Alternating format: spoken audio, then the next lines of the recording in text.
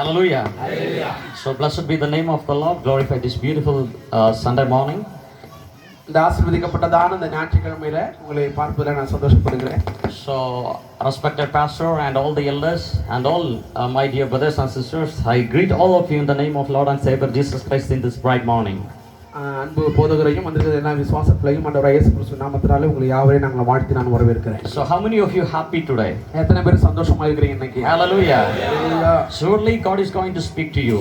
நிச்சயமாக ஆண்டவர் உங்களோடு கூட பேச போகிறார். It doesn't matter who is going to speak, யார் இங்க பேச போகிறார் என்பது முக்கியம் அல்ல, but to whom about they are speaking, it's important. யார் இங்க உங்களோடு கூட பேச போகிறார் என்பதுதான் முக்கியம். Yeah, so today morning God is surely going to speak to you. இந்த காலைவேளையில கர்த்தர் உங்களோடு கூட பேச போகிறார். Today morning Holy Spirit is going to fill you. இந்த காலைவேளையில பரிசுத்த ஆவியானவர் உங்கள் ஒவ்வொருவரையும் கர்த்தர் நிரப்ப போகிறார். So before entering to my message, I would like to tell you something.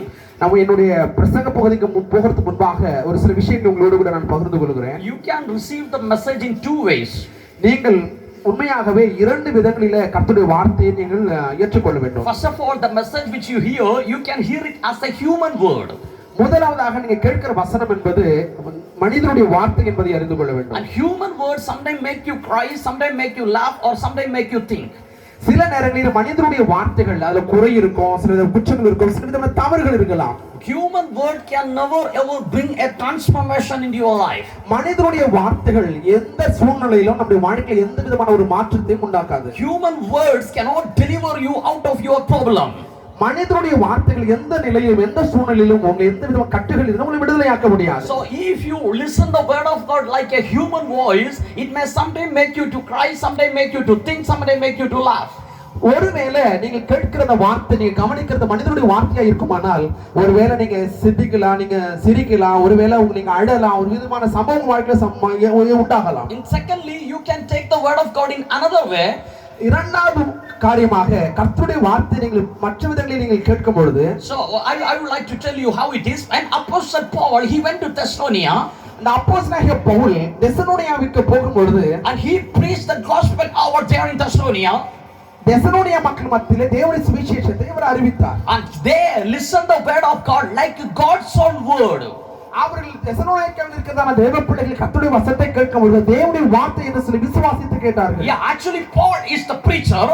ஆனால் அங்கு பவுல் தேவனுடைய சுவிசேஷத்தை அறிவித்தார். But they didn't listen the voice like a Paul's word, but they listened the voice like a God's own word. அவர்கள் அந்த பவுலுடைய வார்த்தையை கேட்கும்போது இது பவுலுடைய வார்த்தை என்று அவர்கள் கேட்காமல் தேவனே பேசுகிறார் என்று சொல்லி விசுவாசத்தோடு கூட கேட்டார்கள். The next verse says like this: the word which they receive like a God's own word work in them. அவர்கள் அடுத்த வசனத்தை நாம் வாசிக்கும் பொழுது அவர்கள் அந்த வசனத்தை கேட்கும் பொழுது அது தேவனுடைய வார்த்தை என்று கேட்டதனால அந்த வார்த்தையோட உள்ளங்களில் அது கிரியை செய்ய ஆரம்பித்தது. So in the today morning I would like to tell you one thing. இந்த காலைவேளையில ஒரு விஷயத்தை நான் உங்களோடு கூட சொல்ல நான் ஆசைப்படுகிறேன். If you receive the word of God like God's own word, it will work in your problem. இப்போ நீங்க கேட்கிறத வார்த்தை மனிதனுடைய வார்த்தை இல்லாமல் அது தேவனுடைய வார்த்தை என்று சொல்லி அது விசுவாசத்தோடு கேட்டீர்களேயானால் அந்த வார்த்தையோட வாழ்க்கையில அது கிரியை செய்ய ஆரம்பிக்கும். Hallelujah. Hallelujah. Surely it will bring a deliverance in your life. நிச்சயமாக அந்த வார்த்தையோட வாழ்க்கையில ஒரு பெரிய விடுதலை உண்டாக்கும். First of all, you have to listen the message like God's own word. முதலாவதாக நீங்க கேட்கிறதான வார்த்தை என்பது மனிதனுடைய வார்த்தை அல்ல தேவனுடைய வார்த்தை என்பதை விசுவாசிக்க வேண்டும். Secondly, when you hear the voice of God, you have to receive it by faith. நீங்கள் அந்த வார்த்தையை கேட்கும் பொழுது அந்த வார்த்தைகளை விசுவாசத்தோடு நீங்கள் கேட்க வேண்டும். You know, the people of Israel, they got that promise from God. இந்த இஸ்ரவேல் ஜனங்கள் தேவனிடத்திலிருந்து வாக்குத்தத்தத்தை பெற்றுக் கொண்டார்கள். But Bible says the promise what they hear, it didn't benefit them. அவர்கள் ஆனால் வேதம் சொல்கிறது அந்த வார்த்தையால் எந்த விதமான ஒரு நன்மையை அவர்கள் பெற்றுக் கொள்ளவில்லை. Why? Because they didn't believe the promise. ஏனென்றால் அந்த வாக்குத்தத்தங்களை அவர்கள் விசுவாசிக்காததனால அதோட நன்மையை அவர்கள் பெற்றுக்கொள்ள முடியாத போய்விட்டது. Yeah, if you did not believe the promise of God, it will not bring any blessing in your life. நீங்கள் தேவனுடைய வாக்குத்தத்த வசனங்களை உங்கள் வாழ்க்கையில் விசுவாசிக்காவிட்டால் அதனால எந்த விதமான பலன் நீங்கள் அனுபவிக்க போகிறது இல்லை. But if you believe the word of God, God will do something wonder in your life. நீங்கள் நிச்சயமாக தேவனுடைய வசனத்தை வார்த்தை விசுவாசத்தோடு கேட்பீர்களானால் நிச்சயமாக அந்த வார்த்தை உங்கள் வாழ்க்கையில் ஒரு பெரிய விடுதலை உண்டாகும். Hallelujah. Hallelujah. First of all, you have to listen the word of God like God's own word. முதலாவதாக நீங்க கேட்கிறதான அந்த வார்த்தையான தேவனிடத்திலிருந்து வருகிறது என்பதை நீங்கள் விசுவாசிக்க வேண்டும். Secondly, when you hear the promise of God, you have to receive it by faith. நீங்கள் தேவனுடைய வசனமானது அந்த வாக்குத்தத்த வசனங்கள் வரும்போது அதை விசுவாசிக்க விசுவாசத்தோடு நீங்கள் ஏற்றுக்கொள்ள வேண்டும். then surely it will bring a blessing in your life. நிச்சயமாக இந்த வசனம் இந்த வார்த்தைகள் வாழ்க்கையில் ஒரு பெரிய ஆசீர்வாதத்தை கொண்டு வரும். So let us turn our attention to the book of Bible. இப்போது உங்களுடைய சிந்தனைகளை நான் வேதாகமத்துக்கு நேராக திருப்புகிறேன். The epistle of Ephesians, எபேசியருக்கு Nirupam chapter number 6 verse number 10. Somebody can read all this. 6வது அதிகாரம் 10ஆம் வசனத்தை யாராவது ஒருவர் வாசியுங்கள். It says like this. Yeah. கடைசியாக என் சகோதரரே கர்த்தரிலும் அவர் சத்துவத்தின் வல்லமையிலும் பலப்படுங்கள். Yeah, finally be strong in the Lord and his mighty power. கடைசியாக சகோதரரே கர்த்தரிலும் அவர் சத்துவத்திலும் வல்லமையிலும் பலப்படுங்கள். Today morning I would like to tell you one thing. You have to be strong in the Lord and his mighty power. இந்த கால வேளையில நான் உங்களோடு கூட சொல்லுகிற ஒரு வார்த்தை, கர்த்தரிலும் அவர் சத்துவத்தின் வல்லமையிலும் பலப்படுங்கள். Why we have to be strong in the Lord? ஏன் கர்த்தருடைய வல்லமையில நம்ம பலப்பட வேண்டும்? So why Paul is telling finally be strong in the Lord? வேதம் சொல்கிறது, பவுல் சொல்கிற கடைசியாக சகோதரரே கர்த்தரின் சத்துவத்தின் வல்லமையில பலப்படுங்கள். ஏன் அவர் சொல்கிறார்? You know the book of Ephesians have some speciality.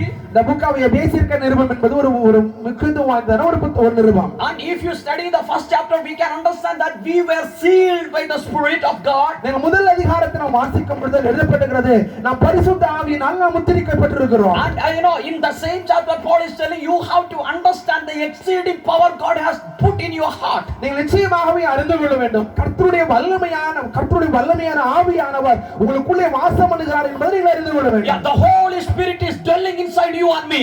நிச்சயமாகவே பரிசுத்த ஆவியானவர் உள்ளுக்குள்ளே வாசம் பண்ணி கொண்டிருக்கிறார். If the Holy Spirit is dwells in you, you are not an ordinary person, you are someone extraordinary. பரிசுத்த ஆவியானவர் உங்களுக்குள்ளே வாசம் பண்ணுவாரானால் நீங்கள் சாதாரண மனுஷன் அல்ல, நீங்கள் தேவனுடைய அசாதாரண மனுஷனாய் காணப்படுகிறீர்கள். Hallelujah. Hallelujah. So you have to understand the power which God has put inside your heart. நீ நிச்சயமாகவே அறிந்து கொள்ள வேண்டும், தேவ ஆவியை நமக்குள்ளே வாசம் பண்ணுகிற அவருடைய வல்லமையை நிச்சயமாக அறிந்து கொள்ள வேண்டும். Yeah, in the first chapter Holy Spirit was sealed us.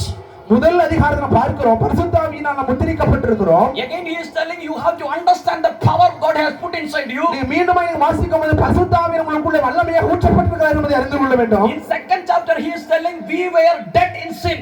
இரண்டாவது அதிகாரத்தை வாசிக்கும்போது நாம் எல்லாம் பாவத்துக்கு மரித்தவர்களாய் இருக்கிறோம் என்று வேதம் சொல்கிறது. And we all away from God. நாம் எல்லாரும் தேவனை விட்டு நாம் தூரம் நின்று கொண்டிருக்கிறோம். And we cannot come near to God. நாம் தேவனிடத்தில் கிட்ட சேர முடியாத நிலையில் நின்று கொண்டிருக்கிறோம். God is holy and the human are sinners. ஏனென்றால் தேவன் பரிசுத்தமாய் இருக்கிறார், மனுஷன் பாவியாய் இருக்கிறார். The sinful man cannot approach the holy God.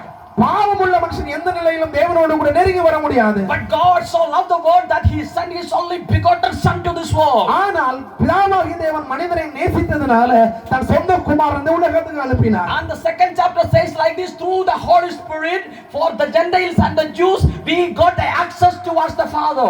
இரண்டாவது அதிகாரத்தை நாம் பார்க்கிறோம், பிரஜாதி மக்களின் தேவனால் தெரிந்து கொள்ளப்பட்ட இருவரையும் தேவனோடு சேர்க்கும்படியாக பரிசுத்த ஆவியானவர் நமக்கு ஒத்தாசை பண்ணுகிறார். Yeah, we all were sinners. நாம் எல்லாரும் பாவிகளாய் இருக்கிறோம். And we all died under the sin. நாம் எல்லாரும் பாவத்தில் மரித்தவர்களாய் இருக்கிறோம். But when Jesus died on the cross, ஆனா இயேசு பாவத்துக்காக மரிக்கும் பொழுது, and you believe that Jesus died for your sin and my sin, நீங்கள் மெய்யாகவே ஆண்டவர் மரிக்கும்போது எனக்காக என் பாவத்துக்காக கர்த்தர் மரித்தார் என்று சொல்லி விசுவாசிக்கும் பொழுது, and you accept him as your personal savior, நீங்கள் இயேசுவின் வாழ்க்கையை சொந்த இரட்சகராக ஏற்றுக்கொள்ளும் பொழுது the Holy Spirit comes inside you. பரிசுத்த ஆவியானவர் உங்களுக்குள்ளே வாசம் பண்ண ஆரம்பிப்பார். Through the Holy Spirit you got an access towards the Father. பரிசுத்த ஆவியானவரை விசுவாசிக்கும் பொழுது, பரிசுத்த ஆவியானவர் நிறைக்கப்படும் பொழுது நீங்கள் தேவனோடு கூட நெருங்கி இருக்கிறதான அந்த பாக்கியத்தை பெற்றுக் கொள்கிறீர்கள். So first chapter he got you are sealed by the Spirit. முதல் அதிகாரத்தை நாம் பார்க்கிறோம், நீங்கள் பரிசுத்த ஆவியினால் முத்திரை போடப்பட்டிருக்கிறீர்கள். And you have to understand the power what is inside you. இரண்டாவது காரியமாக உங்களுக்குள்ளாக இருக்கிற பரிசுத்த ஆவியின் வல்லமையை நீங்கள் அறிந்து கொள்ள வேண்டும். And second chapter he is telling you how to understand that with the Spirit only we got access towards the Father. இரண்டாவது அதிகாரத்தை பார்க்கும்போது பரிசுத்த ஆவியினாலே தேவனோடு கூட நெருங்குறதான சிலாக்கியத்தை பெற்றிருக்கிறீர்கள். And the third chapter again he is telling you how to strengthen in the Spirit. Your inner man want to be strengthened. மூன்றாம் அதிகாரங்களை நாம் பார்க்கும் பொழுது உங்கள் உள்ளான மனிதன் இந்த ஆவியினாலே பலப்பட வேண்டும் என்று சொல்லி எழுதப்பட்டிருக்கிறது. Yeah, you have a body, நமக்கு சரீரம் இருக்கிறது, you have a soul, நமக்கு ஒரு ஆத்மா இருக்கிறது, and you have a spirit, நமக்கு ஆவி இருக்கிறது. and you have to be strengthened in the Spirit. நீங்கள் நான் வேதம் சொல்லுகிறது, நீங்கள் ஆவியிலே நீங்கள் பலப்பட வேண்டும் என்று சொல்லி வேதம் சொல்லுகிறது. Yeah, we are having food in the morning and lunch in the afternoon, dinner in the night. நம்ம காலையில டிபன் சாப்பிடுறோம், மத்தியானம் சாப்பிடுறோம், இரவு நம்ம என்ன செய்றோம், இரவு சாப்பாடு நம்ம சாப்பிடுறோம். This all make our body strong. இந்த நம்ம சாப்பிடுகிற எல்லா உணவுகளும் நம்ம மாமிசத்தை பலப்படுத்துவதற்கு உதவுகிறது. But you have a spirit inside. ஆனால் உங்களுக்குள்ளே ஒரு ஆவி இருக்கிறது. Through the prayer, through the fasting, through through the meditation of the word of God, you have to strengthen your spirit. நீங்கள் உங்களுடைய ஆவியானது பலப்பட வேண்டுமானால் உபவாசத்தினாலும் ஜெபத்தினாலும் வேத வாசிப்பினாலும் மாத்திரம்தான் உங்களுக்குள்ள இருக்கிற ஆவியானது பலப்பட முடியும். And third chapter Paul is telling you must strengthen your spirit. இந்த மூன்றாவது அதிகாரத்தில் அப்போஸ்தலனாகிய பவுல் சொல்கிறார் நீங்கள் உள்ளான ஆவியிலே நீங்கள் பலப்படுகிறவர்களாய் மாற வேண்டும் என்று சொல்லி. And fourth chapter he is telling because Holy Spirit is telling in you your words must be positive. வேதம் சொல்கிறது நான்காம் அதிகாரத்தை வாசிக்கும் பொழுது பரிசுத்த ஆவியானவர் உங்களில் வாசம் பண்ணுவாரானால் உங்கள் வாயிலிருந்து புறப்படுகிற வார்த்தைகள் எல்லாம் நேர்மறையான வார்த்தைகளாக மாற வேண்டும். Yeah, whenever somebody hear your voice they must be strengthened in their heart. உங்க வார்த்தையை மற்றவர்கள் வார்த்தையை கேட்கும் பொழுது அவர்களுடைய வாழ்க்கையில பலப்படுகிறவர்களாக மாற வேண்டும். Yeah, they may be disappointed in their life. ஒருவேளை அவங்க வாழ்க்கையில தோல்வியுற்ற நிலையில இருக்கலாம். They may be very sad with their distress in their life. அவங்க வாழ்க்கையில பெரிய நெருக்கத்தின் நிமித்தம் ஒரு கஷ்டத்தை அனுபவித்துக் கொண்டிருக்கலாம். Once you go and talk, the people want to get encouraged in their life. அப்படிப்பட்டவர்களோடு கூட நீங்க பேசும்போது உங்க வார்த்தை நிமித்தம் அவங்க பலப்படுகிறவர்களாக மாற வேண்டும். So your words be salted with the grace. Your words must be graceful words. You have to speak the grace. நிச்சயமாக உங்களுக்கு புறப்படுகிற ஒவ்வொரு வார்த்தையும் கிருபை நிறைந்த வார்த்தைகளாக புறப்பட வேண்டும். Yeah, whenever somebody listen your voice, they want to be encouraged in their life. உங்க வார்த்தையை யாரெல்லாம் கேட்கிறாரோ வாழ்க்கையில ஒரு புதிய ஒரு பலனை பெற்றுக் கொள்ள வேண்டும். You know one thing?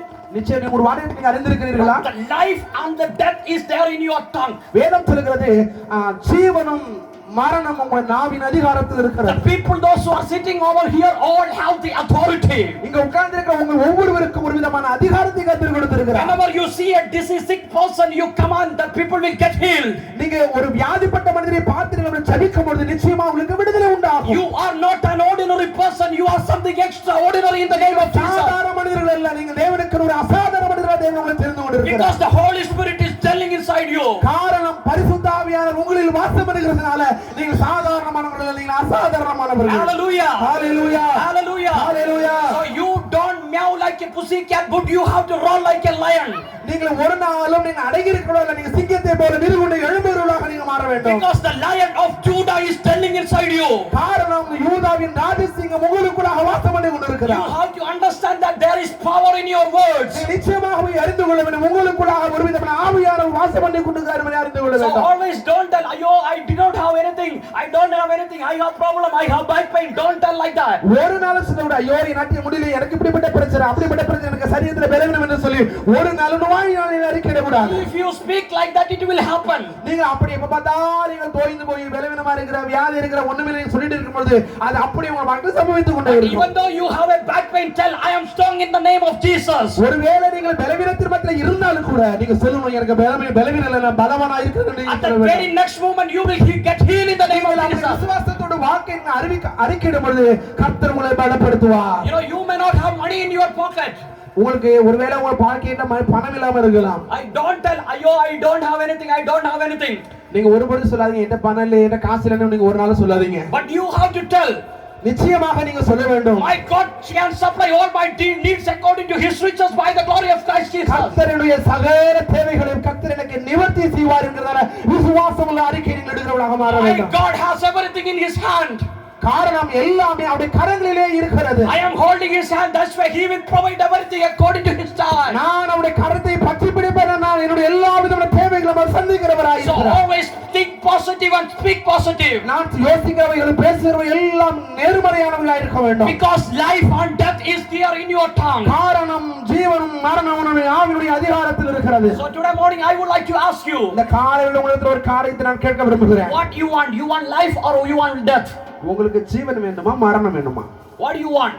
என்ன வேணும் சொல்லுங்க. You want life or you want death? உங்களுக்கு ஜீவன் வேண்டுமா மரணம் வேண்டுமா? If you want life in your daily life, and if you want life, you must speak life. நீங்க உண்மையாகவே ஜீவன் வேண்டும் என்று விரும்பினீர்களே, நாள் புறப்படுகிற வார்த்தையெல்லாம் ஜீவனுள்ள வார்த்தைகளாய் புறப்பட வேண்டும். You have to speak positive. நீங்க நிச்சயமாகவே ஒரு எதிர்மறைய நேர்மறையான ஒரு ஆசீர்வாதம் உள்ள வார்த்தைகளை மாத்திரம் நீங்கள் பேச வேண்டும். Your situation may be very very pathetic.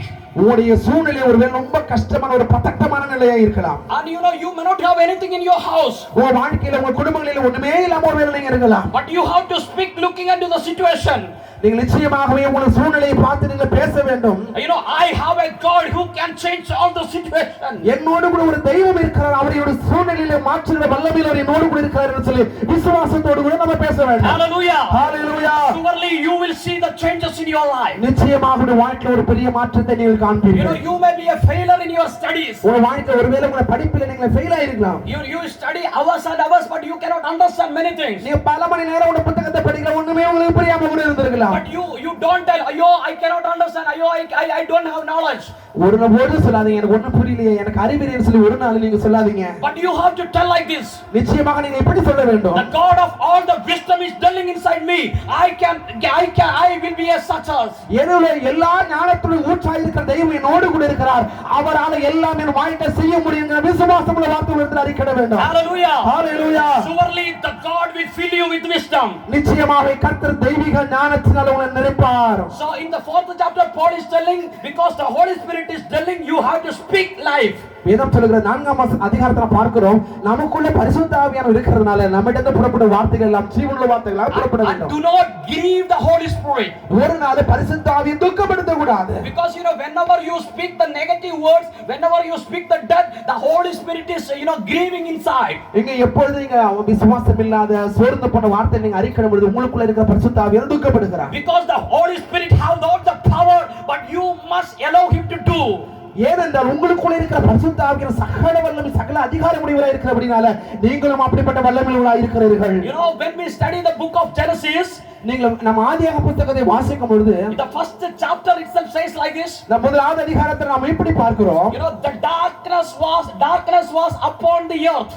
இருளின் மேலே அதாவது அந்த ஜலத்தின் மேலே இருளின் மேலே ஆவியானவர் அசைவாடி கொண்டிருந்தார். The darkness was upon the earth. ஆமா அந்த பூமியின் மேலே இருளானது பூமியை பற்றி கொண்டிருந்தது. The darkness was upon the earth. இந்த பூமியின் மேலே இருளானது சூழ்ந்திருந்தது. The spirit of the Lord was hovering upon the water. வேதம் சொல்கிறது ஜலத்தின் மேல் தேவ ஆவியானவர் அசைவாடி கொண்டிருந்தார். Darkness was upon the earth. வேதம் சொல்கிறது பூமியின் மேலே இருள் இருந்தது. And the spirit of the Lord was hovering upon the water. நம்ம ஜலத்தின் மேலே தேவ ஆவியானவர் அசைவாடி கொண்டிருந்தார். How many years the spirit move upon the water? எத்தனை வருடங்கள் ஆவியானவர் ஜலத்தின் மேலே அசைவாடி கொண்டிருந்தார்? 1 year. ஒரு வருஷம்.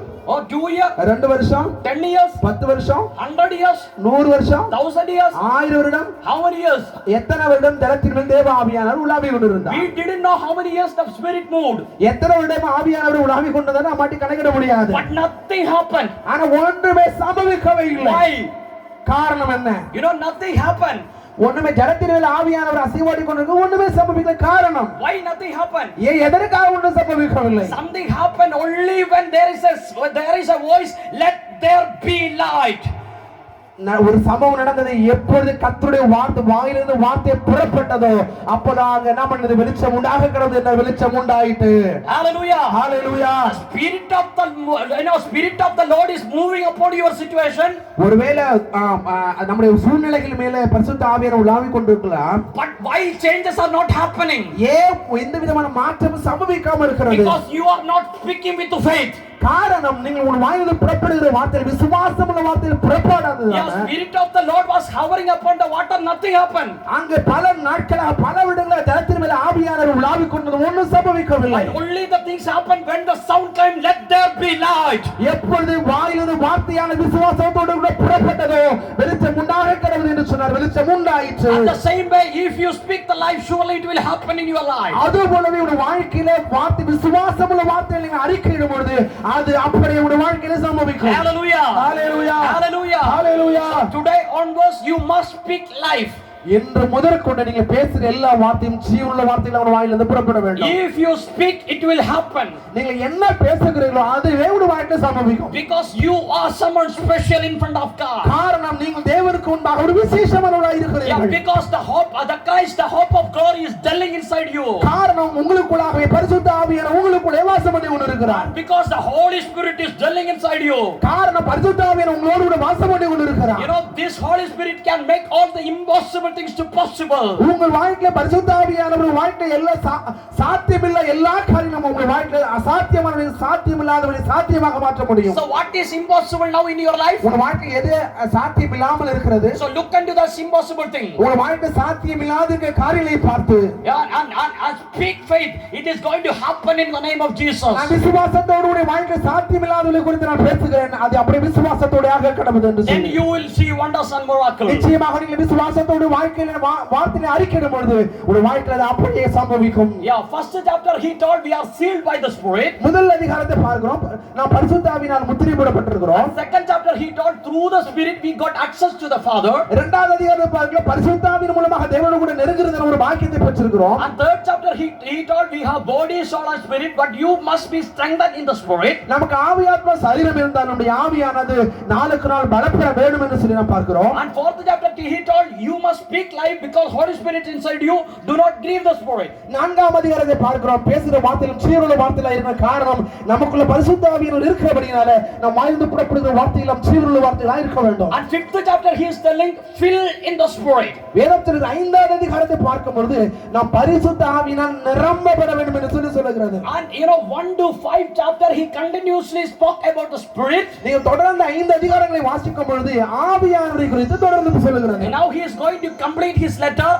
அவர் கடைசியாக அந்த கடிதத்தை 4வது அதிகாரத்தை முடிக்கும் பொழுது கடைசியாக again he is telling finally my brethren I am going to conclude my letter.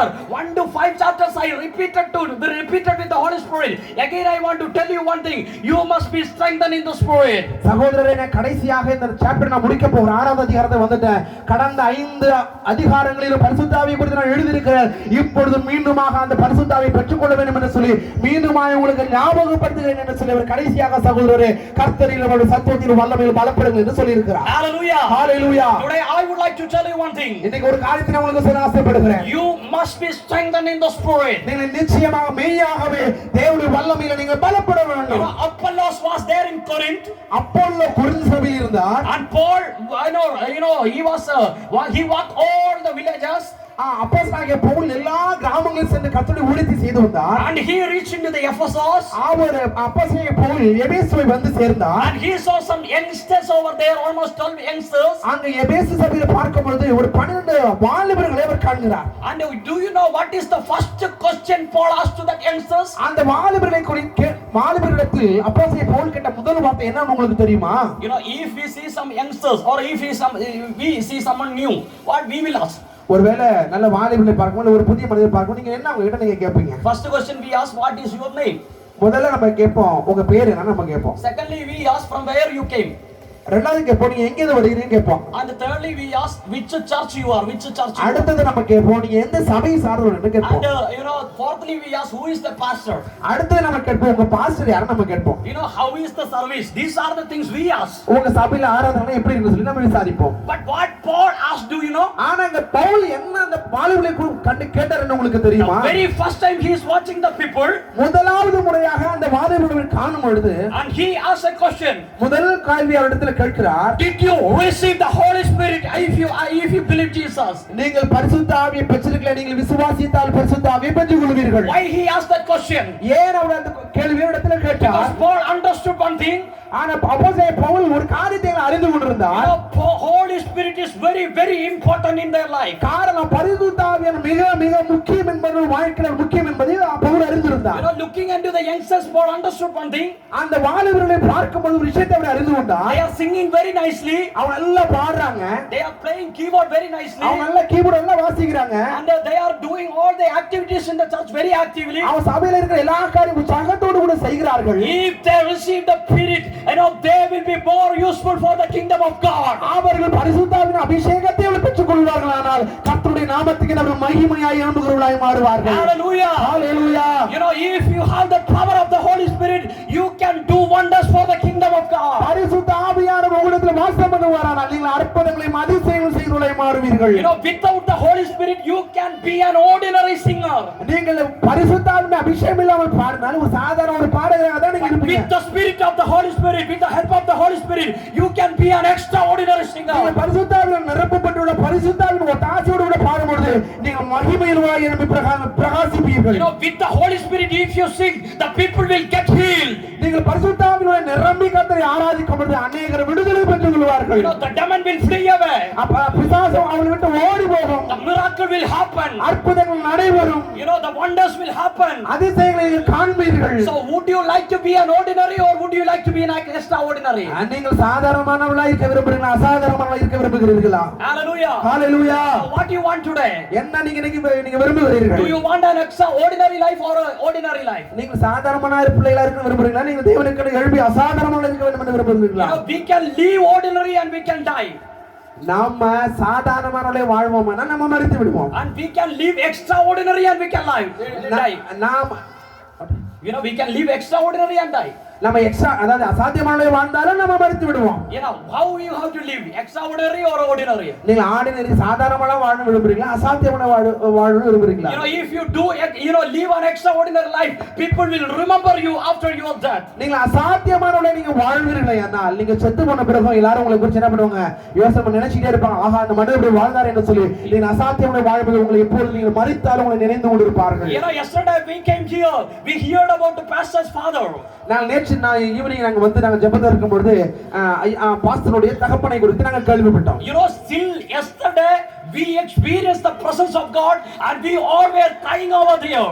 நாங்கள் நேற்று நாளை இங்க வந்து ஆராதனை செய்யும் பொழுது பரிசுத்த ஆவியினுடைய பூரணமான அபிஷேகத்தின் நிறைவுகளை நாங்கள் உணர்ந்து கொண்டோம். You know, then suddenly pastor told to us, pastor என்கிட்ட உடனே என்கிட்ட சொன்னார், you know, in my father's time even the demon possessed people they could not enter this hall. அப்போ பாஸ்டர் பேசிட்டு பாஸ்டர் என்கிட்ட சொன்னாரு பிசாசு பிடிச்ச எந்த ஒரு மனுஷனும் அந்த இடத்துல இருந்து உள்ள வர முடியாது அங்க விழுந்து விடுவார்கள் என்று எங்களோட கூட சொன்னார். Even the dead people rise in the name of Jesus. இங்க மரித்தவர்களோட உயிரோடு கூட எழும்பி இருக்கிறார்கள் என்று சொன்னார். And he was used by God and still the people remembering him. காரணம் அவர் தேவன் வல்லமையாக பயன்படுத்தி இருந்ததனால இன்னைக்கு அவரை எல்லாரும் நினைவு கூறுவதாக நாம இருக்கிறோம். Would you like to live an extraordinary life like our forefathers lived?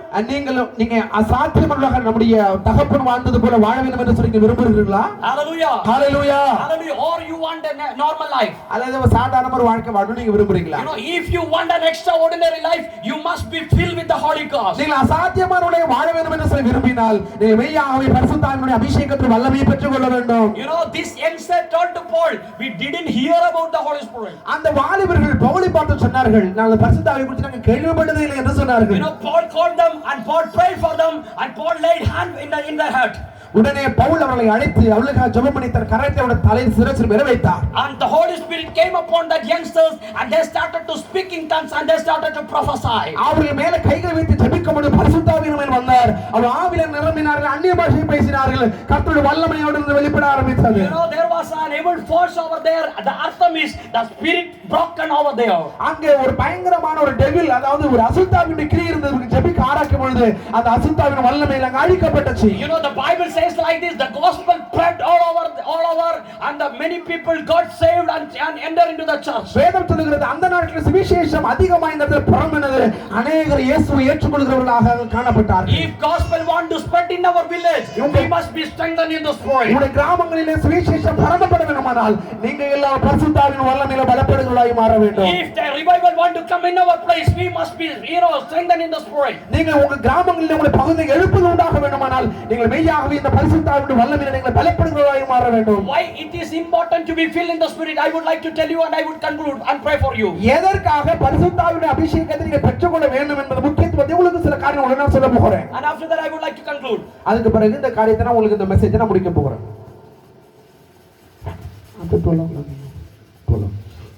Okay. So, see, Jesus was born by the Spirit.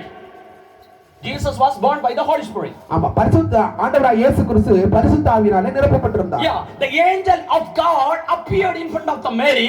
வேதத்தில் நாம் பார்க்கிறோம் அந்த தேவதூதர்கள் மேரிக்கு முன்பாக வெளிப்பட்டார்கள். Yeah, the power of the Holy Spirit is going to come upon you, and you are going to conceive, and you are going to deliver a boy.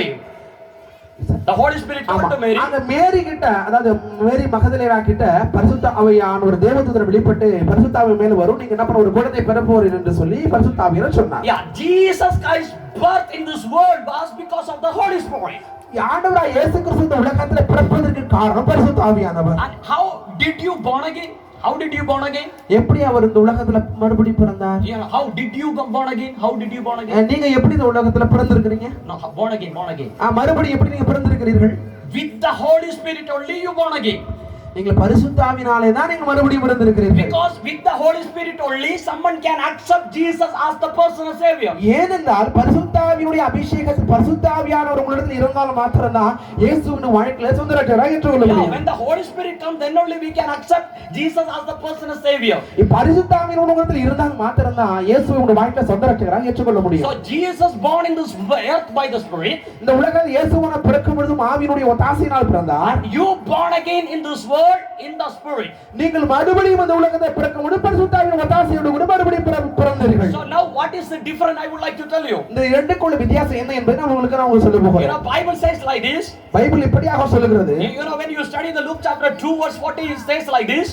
நீங்க வாசிக்கும் பொழுது லூக்கா சுவிசேஷம் 2ஆம் அதிகாரம் 40ஆம் வசனத்தை வாசிக்கும் பொழுது, Can you read? Somebody can you read? வாசிங்க, யாராவது ஒரு ஆள் வாசிங்க. Yeah, Luke chapter 2 verse 40.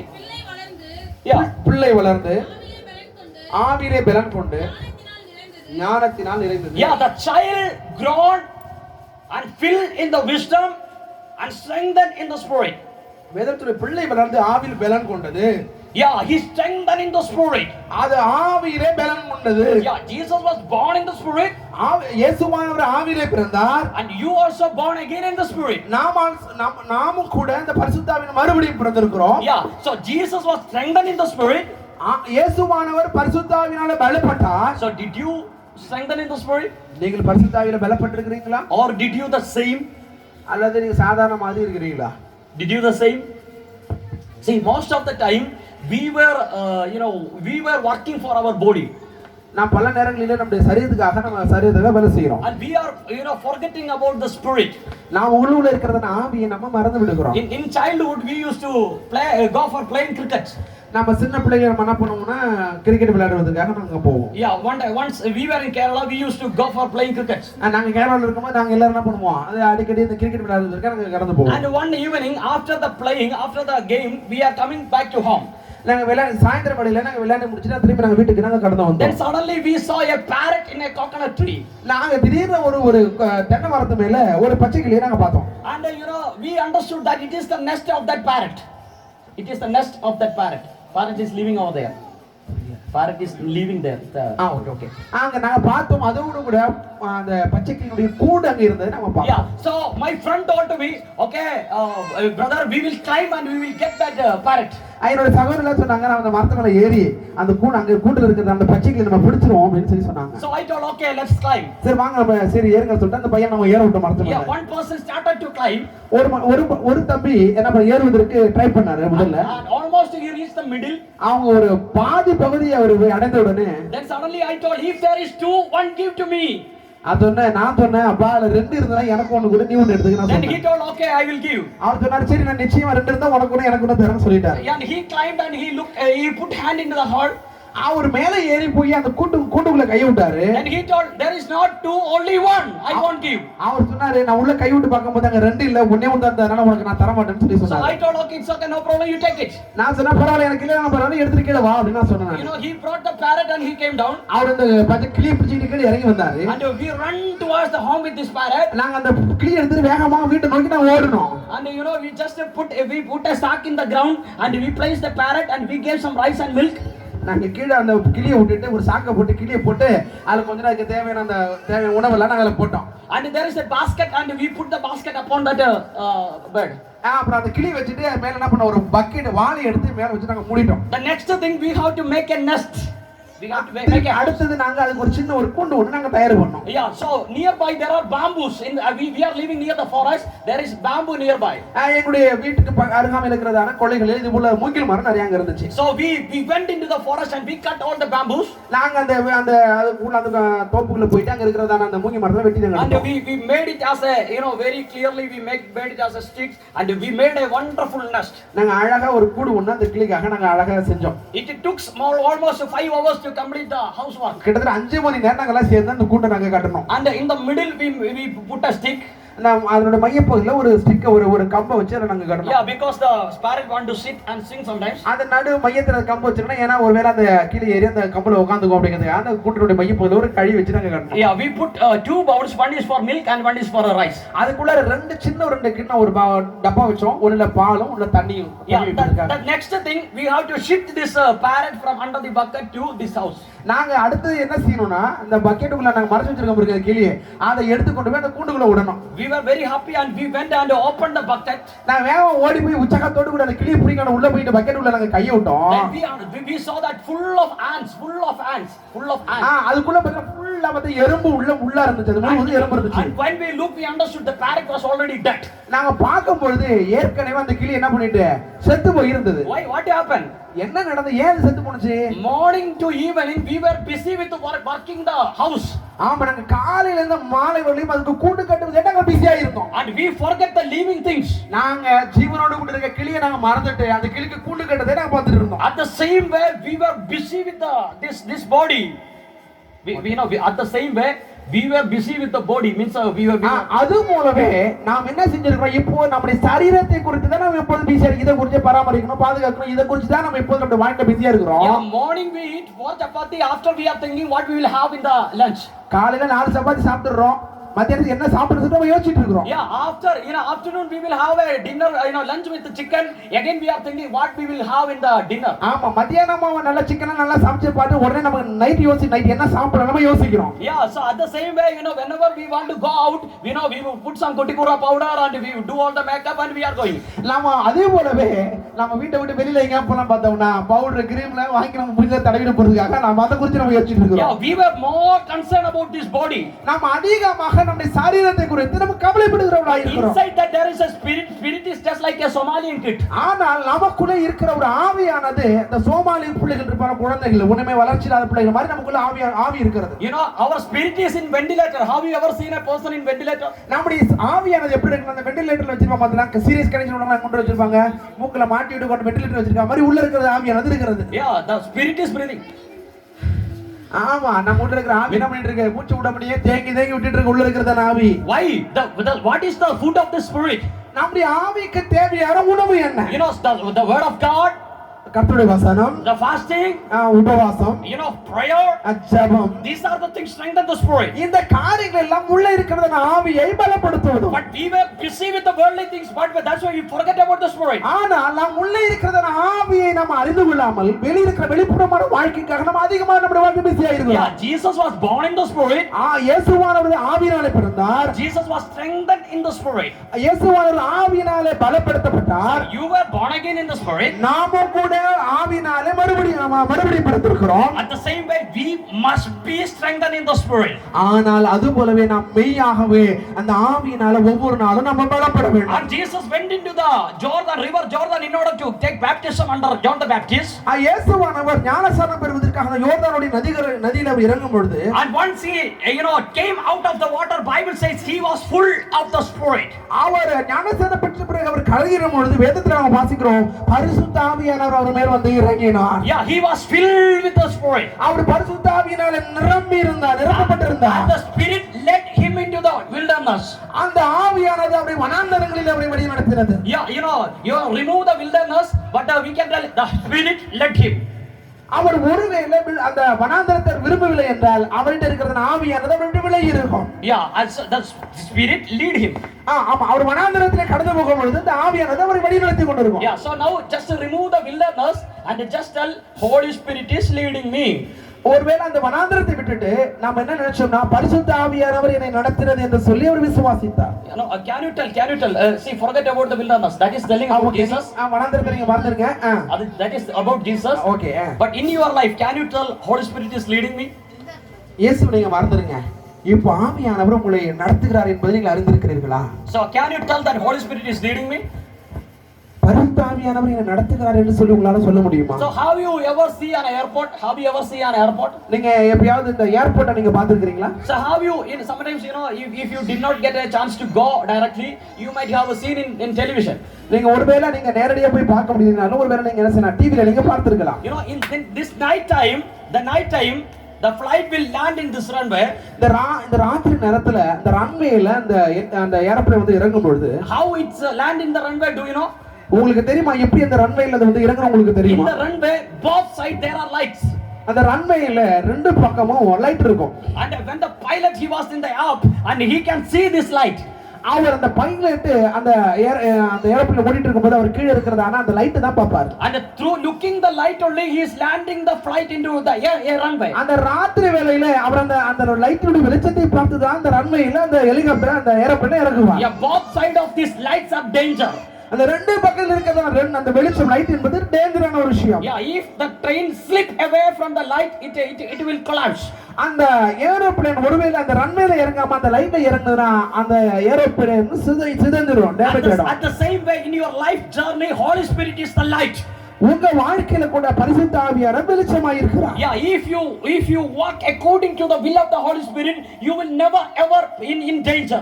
நீங்கள் பரிசுத்த ஆவியானவருடைய சித்தத்தை பரிசுத்த ஆவியானவர் நடத்துற விதத்துல நீங்கள் கடந்து போகவில்லையானால் ஒருபோதும் உங்க வாழ்க்கை எந்த விதமான அசம்பாவிதம் நடைபெறாது. And Jesus was full of spirit. Jesus was full of it. இயேசுவானவர் முழுமையாக பரிசுத்த ஆவியினால் நிரப்பப்பட்டிருந்தார். And again the Gospel of Luke 4:14 says like this. நீங்க லூகாஸ் சுவிசேஷம் 14ஆம் அதிகாரத்தை நீங்க வாசிக்கும் பொழுது Yeah, 4:14 says like this. 4ஆம் அதிகாரம் 14ஆம் வசனத்தை வாசிக்கும் பொழுது Yeah, read for me. வாசிங்க 4:14. லூகாஸ் சுவிசேஷம் 4ஆம் அதிகாரம் 14ஆம் வசனம் வாசிக்கட்டேங்க. 4:14. பின்பு இயேசு ஆவியானவருடைய பலத்தினாலே கலிலேயாவுக்கு திரும்பி போனார். Yeah, he was with the power of the Spirit he went to Galilee. இங்க வேதத்துல பார்க்கிறோம் அவர் பரிசுத்த ஆவியினால் நிரப்பப்பட்டவராக கலிலேயாவுக்கு போனார். So he was with the power of the Spirit he went to Galilee. அவர் பரிசுத்த ஆவியுடைய வல்லமையோடு கூட கலிலேயாவுக்கு போனார். Without the power we cannot do anything. பரிசுத்த ஆவியுடைய வல்லமை இல்லாம நம்ம வாழ்க்கையில ஒண்ணுமே செய்ய முடியாது. Yeah, without the power of the Holy Spirit we become very normal. நான் பரிசுத்த ஆவியுடைய வல்லமை இல்லாம இருப்போம், நம்ம சாதாரணமானவர்களாக நாம் இருப்போம் உலகத்துல. With the power of the Holy Spirit we can do extraordinary things. நான் பரிசுத்த ஆவியுடைய வல்லமையோடு கூட காணப்படுவோம்னால் நம்ம அசாத்தியமானவர்களாக நம்ம செய்கிறவர்களாக நம்ம வருவோம். So Jesus went with the power to Galilee. அவர் ஆண்டவராகிய இயேசு கிறிஸ்துவானவர் பரிசுத்த ஆவியுடைய வல்லமையோடு கூட கலிலேயாவுக்குள்ள பிரவேசிக்கும் பொழுது and all the people watched at him. அங்க இருக்கிற எல்லா ஜனங்களும் இயேசுவை நோக்கி பார்த்தார்கள். People understood there is something different upon him. எல்லா ஜனங்களை பார்த்து ஏதோ வித்தியாசமான இடத்தில் இருக்கிறது என்பதை அறிந்தார்கள். Once the Holy Spirit come upon you, people will see the difference in your life. பரிசுத்த ஆவியானவர் உங்க மேல வந்து இருக்கும் பொழுது உங்களை பார்க்கிறவங்களுக்கு ஏதோ ஒரு வித்தியாசத்தை காண்பார்கள். David was there in the forest. தாவீது அவன் வனாந்தரத்தில் அதாவது இருக்கும் பொழுது and what do you know what brought him into the palace?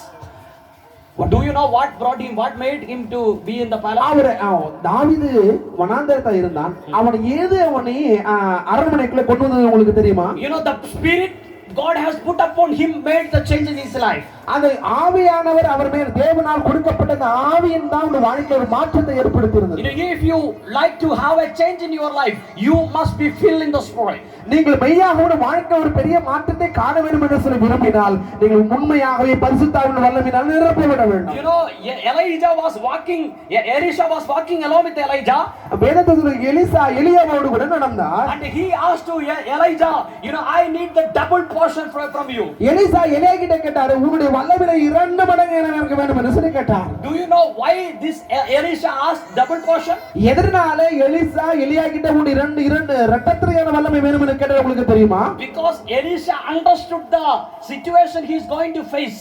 இங்க எலிசா எலியாவை கடந்து போகிறார், எல்லா சூழ்நிலையிலும் பார்த்திருந்தார். In Elijah's time, எலியாவுடைய நாட்களில there is a woman, there is a widow and she had a child.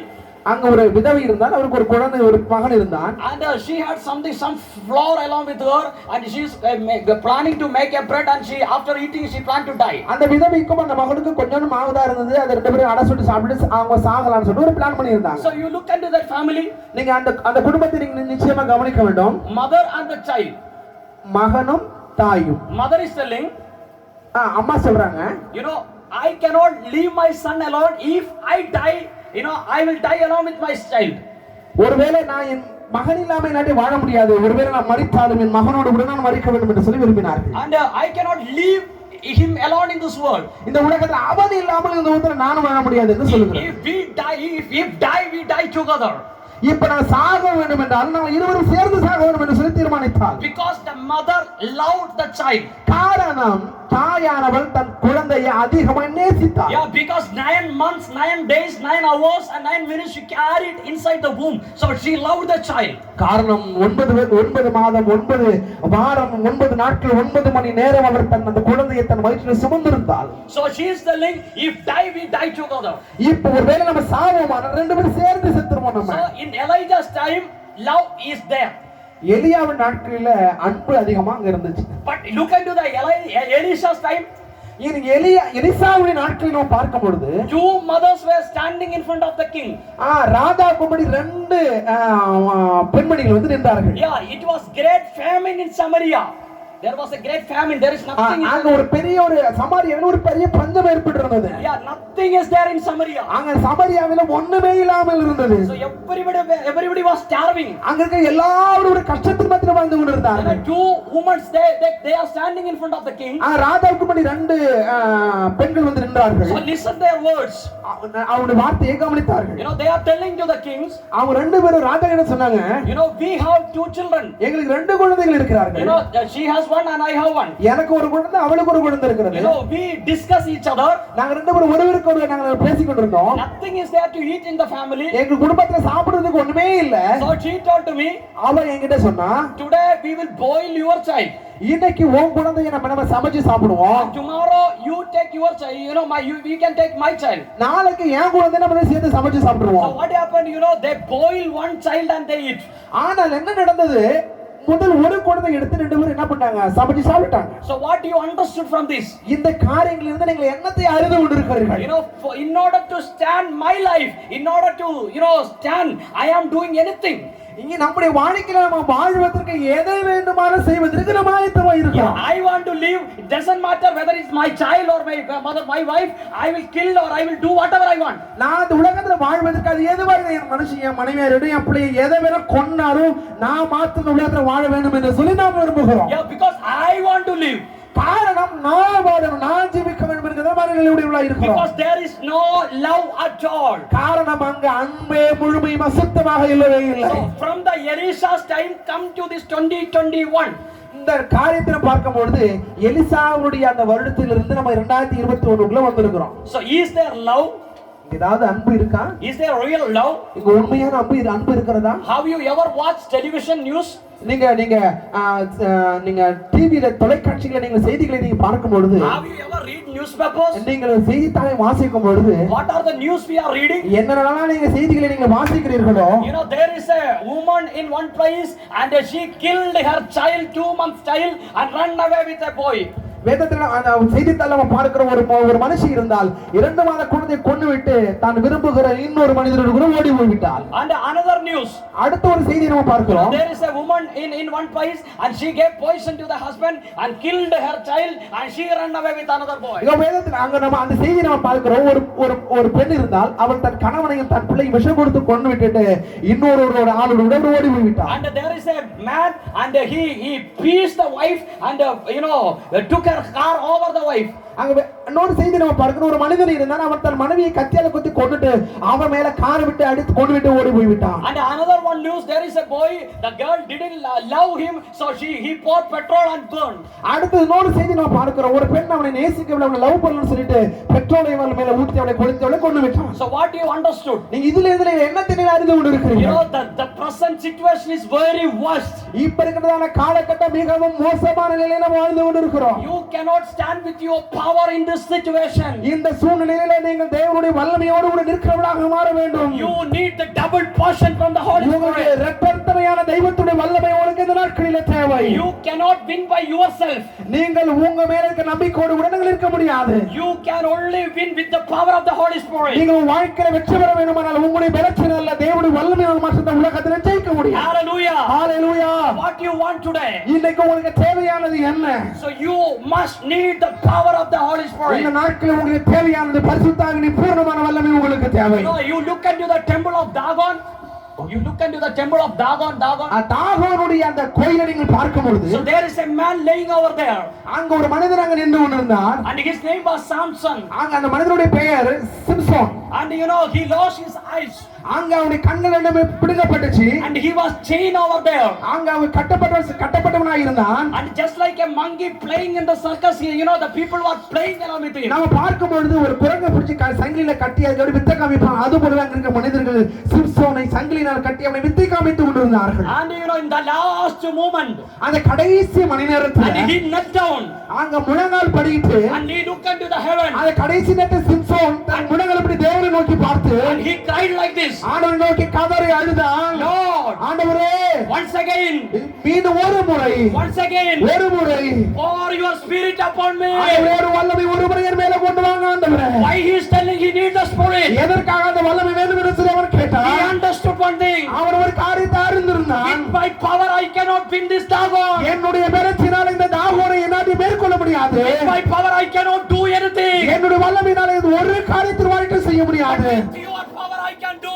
கர்த்தருடைய வல்லமையின் மாத்திரம் தான் என் வாழ்க்கை ஒரு பெரிய காரியம் செய்ய முடியும் என்று சொல்லி விசுவாசித்தார். That's why he is telling, Lord, pour your power upon me. அதனால இந்த கடைசி நேரத்தில் ஆண்டவரை பார்த்து ஆண்டவரே அந்த வல்லமை எனக்கு தாரும். Today morning I would like to tell you, காலையில் ஒரு காரியத்தை நான் உங்களோடு கூட சொல்லுகிறேன். with your power you cannot win this world. உங்களுடைய வல்லமையினால் இந்த உலகத்தை உங்களால ஜெயிக்கவே முடியாது. With your power you cannot win the Dagon in this world. இந்த உலகத்தில் உங்களுக்கு விரோதமாக தாவொரு வல்லமையால் மேற்கொள்ள முடியாது. With your power you cannot win devil. உங்களுடைய வல்லமையினால் இந்த உலகத்தில் பிசாசை ஜெயிக்க முடியாது. With the power of the Holy Spirit you can win. உங்களுடைய தேவனுடைய வல்லமையினால் இந்த உலகத்தில் ஜெயிக்கிறவர்களாய் மாற முடியும். Hallelujah. Hallelujah. Up your hand and praise him. எல்லா கரங்களிலும் Thank you, glory, Lord. Hallelujah. Thank you, glory. With the power of the Holy Spirit only you can be a winner. பரிசுத்த ஆவியுடைய வல்லமையினால் மாத்திரமே எல்லாவற்றையும் ஜெயமுள்ளவர்களாய் மாற்ற முடியும். Paul is telling, பவுல் சொல்கிறார், finally be strong in the Lord and his mighty power. Finally be strong in the Lord and his mighty power. கடைசியாக சகோதரரே கர்த்தரிலும் அவருடைய சத்துவத்திலும் வல்லமையில பலப்படுங்கள். Why you have to be strong? எதற்காக தேவனுடைய வல்லமையில பலப்பட வேண்டும்? Because you have a fight. ஏனென்றால் நமக்கு ஒரு விதமான யுத்தம் இருக்கிறது. What type of fight you have? We have. என்ன விதமான யுத்தம் நமக்கு போராட்டம் இருக்கிறது? First of all, we have a fight against the Satan. வேதத்தில் இருக்கிற முதலாவது நமக்கு முதலாவது போராட்டம் சாத்தானோடு கூட. You know, with our power we cannot win Satan. நம்முடைய வல்லமையினால பிசாசை நம்ம என்ன பண்ண முடியாது, ஜெயிக்க முடியாது. In order to win Satan, you must be strengthened in the spirit. நீங்கள் நிச்சயமாகவே சத்ருவானவனை ஜெயிக்க வேண்டுமானால் உங்களுக்கு பரிசுத்த ஆவியுடைய பூரணமான வல்லமையின் அபிஷேகம் தேவை. Hallelujah. Hallelujah. With the power of the Holy Spirit only Jesus wins Satan. பரிசுத்த ஆவியுடைய வல்லமையோடு கூட தான் பிசாசை இயேசுவானவர் ஜெயித்தார். At the same way, with the power of Holy Spirit only you can win Satan. பரிசுத்த ஆவியுடைய வல்லமையினால தான் ஆண்டவர் இயேசு கிறிஸ்து சத்துரு பிசாசுடைய கிரியைகளை ஜெயித்தார். At the same way, you can also win Satan by the Holy Spirit. அதுபோல நீங்களுடைய வாழ்க்கையில உங்களுடைய போராடுகிற சத்துருவை ஜெயிக்க வேண்டுமானால் உங்களுக்கு பரிசுத்த ஆவியுடைய வல்லமை உங்களுக்கு தேவை. Secondly, you have a fight against this world. இரண்டாவதாக உங்களுக்கு இந்த உலகத்தோடு கூட போராட்டம் இருக்கிறது. You know, this world always attracts you. இந்த உலகத்திற்கு எப்பொழுதும் உங்களை கவர்ந்து எடுக்கிற உலகமாக இருக்கிறது. All the fashion, fusion and the sin in this world attracting you. இந்த உலகத்துடைய பாவம், இந்த உலகத்துல இருக்கிற சிற்றின்பம் எப்பொழுதும் உங்களை என்ன பண்ணிட்டு இருக்கு, உங்களை கவர்ந்து கொண்டு இருக்கிறது. Yeah, whenever you open the mobile, Facebook, WhatsApp, Twitter or whatever may be, it is attracting you. நீங்க எப்பொழுதுதான் நீங்க வாட்ஸ்அப் Facebook பார்க்கும்போது ஒரு விதமான கவர்ச்சியான காரியம் உங்களை எடுக்கிறது. Yeah, you cannot spend time in front of the word of God, but you can spend time in front of serials. உங்களால தேவனுடைய வார்த்தைக்கு வார்த்தைக்கு நேராக வசனத்தை படிப்பதற்கு நேரத்தை செல்ல முடியாது. ஆனால் நீங்கள் சீரியலை பார்க்க செல்லை பார்க்க ஒரு நேரத்தை உங்களால் ஒதுக்க முடியும். It is not your problem because world is attracting you. இது உங்களுடைய பிரச்சனை அல்ல, உலகம் உங்களை கவர்ந்ததினால ஏற்படுகிறதான விளைவு. You cannot win by yourself. நீங்கள் இந்த உலகத்தை உங்களுடைய பலத்தால் ஜெயிக்க முடியாது. But when the power of the Holy Spirit comes, you can win this world. பரிசுத்த ஆவி உங்க மேல வந்து இறங்கும் பொழுது நீ உலகத்தை ஜெயிக்கிறவராய் மாறுவீர்கள். Hallelujah. Hallelujah. Hallelujah. Hallelujah. So with the power of Holy Spirit, you can win Satan. நீங்க பரிசுத்த ஆவியின் வல்லமையோடு கூட பிசாசை நீங்க ஜெயிக்க முடியும். Secondly, with the power of Holy Spirit, you can win this world. பரிசுத்த ஆவியின் வல்லமையோடு கூட இந்த உலகத்தை நீங்க ஜெயிக்க முடியும். Thirdly, you have a fight against your flesh. மூன்றாவது காரியம், உங்களுக்கு உங்களுடைய மாமிசத்தோடு கூட போராட்டம் இருக்கிறது. You know, always the spirit and the flesh is fighting. எப்பொழுதும் ஆவியும் மாமிசம் ஒன்றை ஒன்று போராடி கொண்டிருக்கிறது. You know, pastor is telling Friday we have a fasting prayer. நான் பாஸ்டர் சொன்னார் வெள்ளிக்கிழமை எங்களுக்கு உபவாச ஜெபம் இருந்ததுன்னு சொல்லி. The spirit will tell to you, okay, Friday we have to go and pray and fast. ஆனா ஆவி உள்ள சொல்லுது வெள்ளிக்கிழமை நமக்கு உபவாசம் இருக்கு, நம்ம எல்லாம் போய் ஜெபிக்கிறோம் சொல்லிட்டு உள்ள இருக்கிற ஆவி சொல்லுது. Morning you wake up. வெள்ளிக்கிழமை காலையில நீங்க எழுந்திருக்கீங்க. Then suddenly you know you got a smell. Mama is cooking chicken in the kitchen. வெள்ளிக்கிழமை பாசிக்கு இருக்கோம், நீங்க எழுந்திருப்பீங்க. எழுந்தோட காலையில அம்மா பார்த்தா சிக்கன் மட்டன் ஏதோ சுவையா நல்லா செய்வாங்க. Then suddenly your body will tell, அவங்க மாமிசம் சொல்லும், good smell, today chicken, tomorrow fasting. ஆமா இன்னைக்கு நம்ம பாசிக்க வேணாம், ஏன்னா நல்ல ஸ்மெல் வரதுனால இன்னைக்கு சாப்பிட்டுக்குவோம், நாளைக்கு பாசிக்கிறது போயிட்டு சொல்லி. You know, you want to pray in the evening. நீங்க காலையில நீங்க ஜெபிக்கிறீங்க. But you know that particular time your body will tell. நீங்க காலையில நீங்க ஜெபிக்கும் பொழுது உங்களுக்குள்ள ஒரு சோம்பேறிக்கிறது, கொட்டாய் ஓடுறது, இந்த காரியங்கள் உண்டாகும். Yeah, body will tell you are tired, sleep, you can pray tomorrow. ஆமா காலையில நீங்க ஏஞ்சி ஜெபிக்கலாம், உங்க ஜெபிச்சிட்டே இருப்பீங்க, கொட்டாய் வரும், டயர்டா இருக்கும். அப்ப உங்களுக்கு மாமிசம் சொல்லும், சரி இன்னைக்கு படுத்துறோம், நாளைக்கு காலையில நம்ம ஜெபிச்சிக்கலாம், இன்னைக்கு விட்டுறோம் சொல்லி மாமிசம் சொல்லும். What you understood? நீங்க என்ன இதுல இருந்து அறிந்து கொண்டீர்கள்? Always this body and spirit have a fight. எப்பொழுதும் ஆவியும் மாமிசமும் ஒன்றை ஒன்று போராடி கொண்டிருக்கும். You know, have you ever noticed we can watch a movie and sit for 12 o'clock or 1 o'clock in the night? நீங்க டிவி பார்க்கும் பொழுது 12 மணி வரை 1 மணி வரையும் படமோ சீரியலோ நீங்க பாப்பீங்க. If you watch a cricket, you can watch for 2:30 a.m. in the morning. நீங்க TV பார்த்தீங்கன்னா காலையில 2:30 மணி வரை விடிய 2:30 மணி வரை கிரிக்கெட் கூர்ந்து நீங்க பார்ப்பீங்க. And if you are talking some political matter or some cinema matters, you can sit for hours and hours. நீங்க சாதாரணமாக சினிமா விஷயங்களையோ அரசியல் சம்பந்தமான காரியங்களை பேசும்போது மணிக்கணக்கில் உட்கார்ந்து நீங்க பேசிட்டு உட்கார்ந்திருப்பீங்க. You know, imagine there is a all night in the church. அப்படியே உங்க கற்பனை பண்ணுவாங்க, இன்னைக்கு ராத்திரில இன்னைக்கு முனிர்வு ஜெபம் நம்ம நடத்துறோம். So how many of you will come? எத்தனை பேர் இந்த முனிர்வு ஜெபத்துக்கு நீங்க வருவீங்க? By truth, no need to raise your hand. அதாவது நீங்க கை தூக்க வேணாம், இந்த ஒரு விஷயத்தை உங்களுக்கு நான் சொல்றேன். Tell amen by yourself. உங்களுக்குள்ள மனசுல சொல்லுங்க ஆமென் சொல்லி. So you know how you feel. எப்படி நீங்க ஃபீல் பண்றீங்க? You know, first 1 hour you will sit like this. முதல் 1 மணி நேரம் நல்லா அப்படியே நல்லா ஜெபிப்பீங்க. After that one hand like here. ஆக்கறது ஒரு கை இடுப்புக்குள்ள வந்துரும். And one hand in the ground. அடுத்த கை வந்து தரையில வச்சு அமுக்கிடுவீங்க. And after some day leg. அடுத்த சென்னதுல உங்க காலை கூட நீட்டிக்குவீங்க. After some day this leg. அடுத்து இந்த காலை கொஞ்ச நேரம் இப்படி நீட்டுவீங்க. And after some day. அப்புறம் கொஞ்ச நேரம் கழிச்ச பிறகு என்ன பண்ணுவீங்க? சோம்பேறிப்பீங்க, கொட்டாய் விடுவீங்க, கையை